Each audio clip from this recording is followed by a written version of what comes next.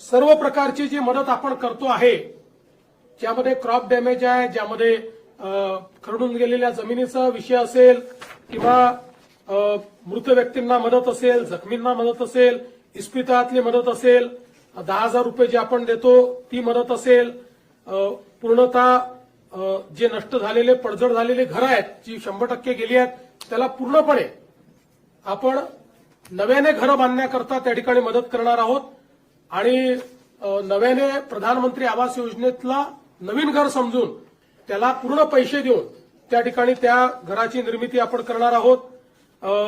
डोंगरी भागातली देखील जी घरं आहेत त्यांना 10,000 रुपये जास्तीचे देऊन त्या घरांना देखील आपण मदत करणार आहोत।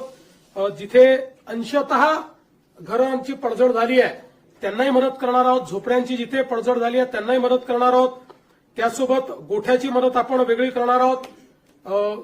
दुकानदारांचं देखील नुकसान झालेल्या जवळपास 50,000 रुपयापर्यंतचं दुकानदारांना देखील आपण त्या ठिकाणी मदत करणार आहोत। दुधाळ जनावरं जी आहेत याच्याकरता जवळपास 37,500 पर्यंत प्रति जनावर अशा प्रकारे मदत करण्याचा आपण निर्णय घेतलेला आहे आणि एनडीआरएफ मध्ये 3 जनावरांपर्यंतची जी काही मर्यादा आहे ती आपण काढून टाकलेली आहे। जेवढ्या जनावरांचं त्या ठिकाणी मृत्यू झाला असेल त्या प्रत्येक जनावराकरता राज्य सरकारच्या वतीनं कॉम्पेन्सेशन देण्यात जाईल। ओढकाम करणारी जी जनावरं आहेत त्याच्याकरता 32,000 रुपये प्रति जनावर देण्यात येईल।